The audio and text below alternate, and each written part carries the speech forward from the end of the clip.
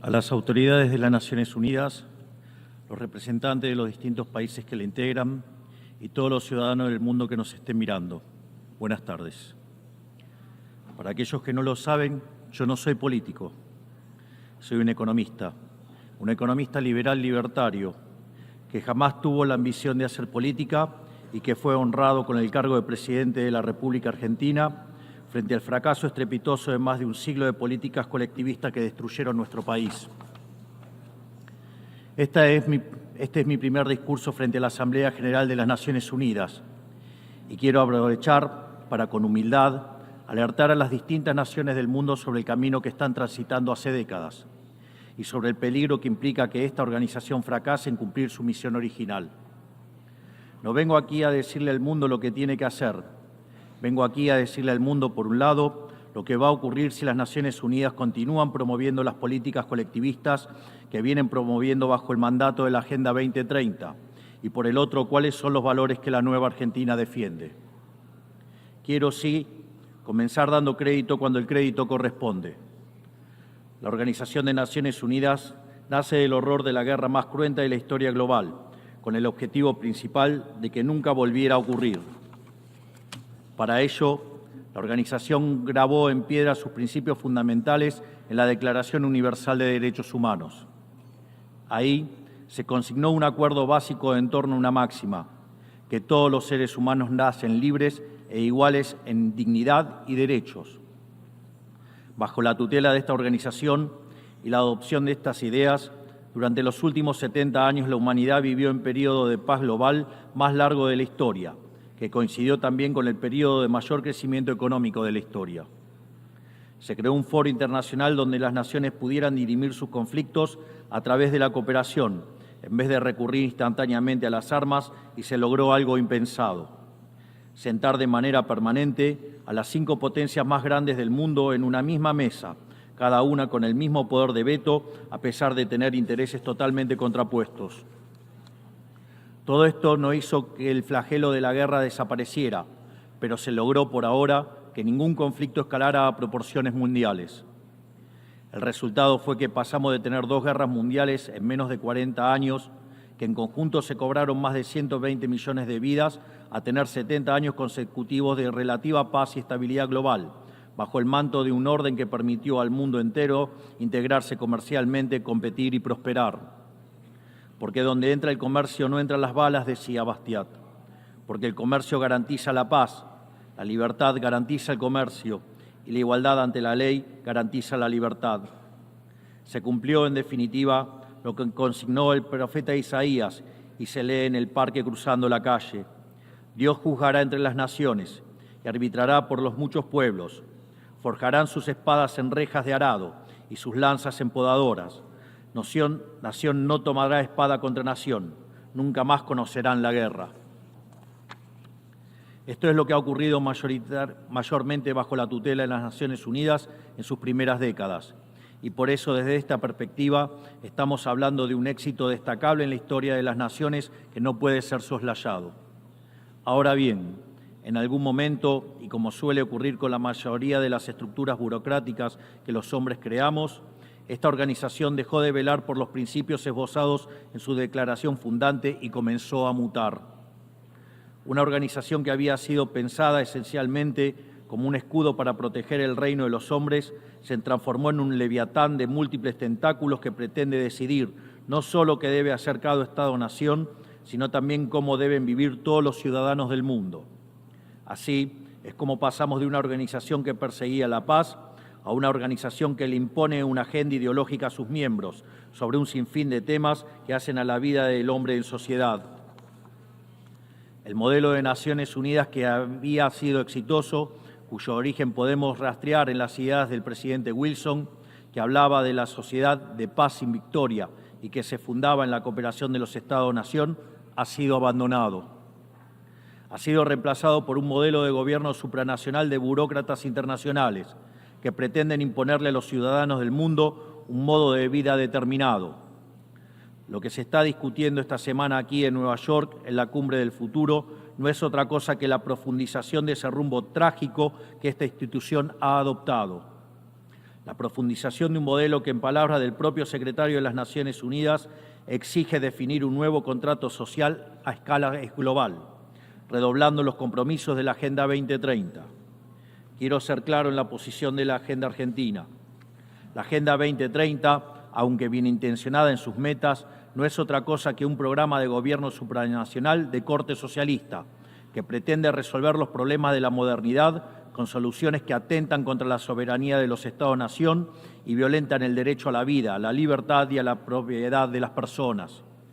Es una agenda que pretende solucionar la pobreza, la desigualdad y la discriminación con legislación que lo único que hace es profundizarla. Porque la historia del mundo demuestra que la única manera de garantizar la prosperidad es limitando el poder del monarca, garantizando la igualdad ante la ley y defendiendo el derecho a la vida, a la libertad y a la propiedad de los individuos. Ha sido precisamente la adopción de esa agenda que obedece a intereses privilegiados y el abandono de los principios esbozados en la Declaración Universal de Derechos Humanos de las Naciones Unidas lo que tergiversó el rol de esta institución y la puso en una senda equivocada. Así, hemos visto cómo una organización que nació para defender los derechos del hombre ha sido una de las principales propulsoras de la violación sistemática de la libertad, como por ejemplo con las cuarentenas a nivel global durante el año 2020 y que debería ser considerado un delito de lesa humanidad. En esta misma casa, que dice defender los derechos humanos, han permitido el ingreso al Consejo de Derechos Humanos a dictaduras sangrientas como la de Cuba y Venezuela sin el más mínimo reproche.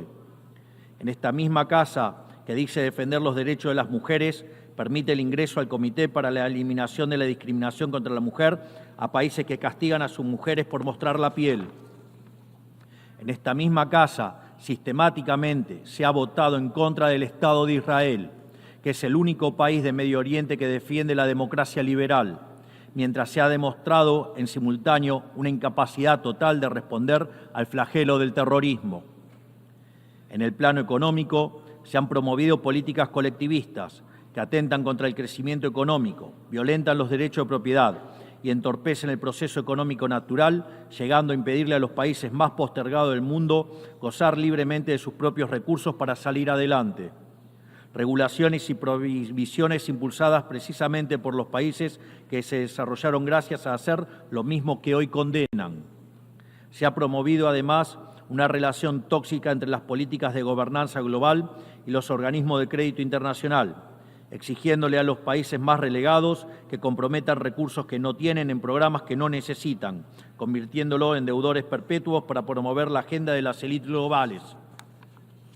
Tampoco ha ayudado el tutelaje del Foro Económico Mundial, donde se promueven políticas ridículas con anteojeras maltusianas, como las políticas de emisión cero, que dañan sobre todo a los países pobres, a las políticas vinculadas a los derechos sexuales y reproductivos, cuando la tasa de natalidad de los países occidentales se está desplomando, anunciando un futuro sombrío para todos. Tampoco la organización ha cumplido satisfactoriamente su misión de defender la soberanía territorial de sus integrantes, como sabemos los argentinos de primera mano en la relación con las Islas Malvinas. Y llegamos incluso a una situación en la que el Consejo de Seguridad, que es el órgano más importante de esta casa, se ha desnaturalizado, porque el veto de sus integrantes permanentes se empezó a utilizar en defensa de los intereses particulares de algunos. Así estamos hoy, con una organización impotente en brindar soluciones a los verdaderos conflictos globales, como ha sido la aberración y aberrante invasión rusa a Ucrania, que ya le ha costado la vida a más de 300.000 personas, dejando un tendal de más de 1 millón de heridos en el proceso. Una organización que en vez de enfrentar estos conflictos invierte tiempo y esfuerzo en imponerle a los países pobres que cómo y deben producir, con quién vincularse, qué deben comer y en qué creer, como pretende dictar el presente pacto del futuro. Toda esta larga lista de errores y contradicciones no ha sido gratuita, sino que ha redundado en la pérdida de credibilidad de las Naciones Unidas ante los ciudadanos del mundo libre y en la desnaturalización de sus funciones. Por eso, quiero hacer una advertencia. Estamos ante un fin de ciclo. El colectivismo y el postureo moral de la agenda woke se han chocado con la realidad y ya no tienen soluciones creíbles para ofrecer a los problemas reales del mundo. De hecho, nunca las tuvieron. Si la Agenda 2030 fracasó, como reconocen sus propios promotores, La respuesta debería ser preguntarnos si no fue un programa mal concebido de inicio, aceptar esa realidad y cambiar el rumbo. No se puede pretender persistir en el error redoblando la apuesta de una agenda que ha fracasado. Siempre ocurre lo mismo con las ideas que vienen de la izquierda. Diseñan un modelo acorde a lo que el ser humano debería ser, según ellos, y cuando los individuos libremente actúan de otra manera, no tienen mejor solución que restringir, reprimir y coartar su libertad. Nosotros en Argentina ya hemos visto con nuestros propios ojos lo que hay al final de este camino de envidia y pasiones tristes. Pobreza, embrutecimiento, anarquía y una ausencia fatal de libertad. Todavía estamos a tiempo de apartarnos de ese rumbo. Quiero ser claro con algo para que no haya malas interpretaciones. La Argentina, que está viviendo un proceso profundo de cambio en la actualidad, ha decidido abrazar las ideas de la libertad. Esas ideas que dicen que todos los ciudadanos nacemos libres e iguales ante la ley, que tenemos derechos inalienables otorgados por el Creador, entre los que se encuentran el derecho a la vida, a la libertad y a la propiedad. Esos principios que ordenan el proceso de cambio que estamos llevando adelante en la Argentina son también los principios que guardarán nuestra conducta internacional a partir de ahora. Creemos en la defensa de la vida de todos. Creemos en la defensa de la propiedad de todos. Creemos en la libertad de expresión para todos. Creemos en la libertad de culto para todos. Creemos en la libertad de comercio para todos. Y creemos en los gobiernos limitados, todos ellos. Y como en estos tiempos lo que sucede en un país impacta rápidamente en otros, creemos que todos los pueblos deben vivir libres de la tiranía y la opresión, ya sea que tome forma de opresión política, de esclavitud económica o de fanatismo religioso. Esa idea fundamental no debe quedarse en meras palabras, tiene que ser apoyada en los hechos, diplomáticamente, económicamente y materialmente, a través de la fuerza conjunta de todos los países que defendemos la libertad. Esta doctrina de la nueva Argentina no es más ni menos que la verdadera esencia de la Organización de las Naciones Unidas, es decir, la cooperación de naciones unidas en defensa de la libertad. Si las Naciones Unidas deciden retomar los principios que le dieron vida y volver a adaptar el rol para la que fue concebida, cuente con el apoyo inclaudicable de la Argentina en la lucha por la libertad. Sepa también que la Argentina no acompañará ninguna política que implique la restricción de las libertades individuales, del comercio ni la violación de los derechos naturales de los individuos. No importa quién la promueva ni cuánto consenso tenga esa institución. Por esta razón, queremos expresar oficialmente nuestro disenso sobre el Pacto del Futuro firmado el día domingo e invitamos a todas las naciones del mundo libre a que nos acompañen, no solo en el disenso de este pacto, sino en la creación de una nueva agenda para esta noble institución, la agenda de la libertad.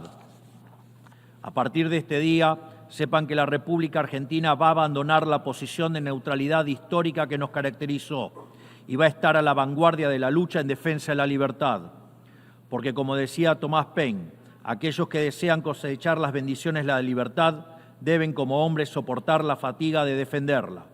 Que Dios bendiga a los argentinos y a todos los ciudadanos del mundo y que las fuerzas del cielo nos acompañen.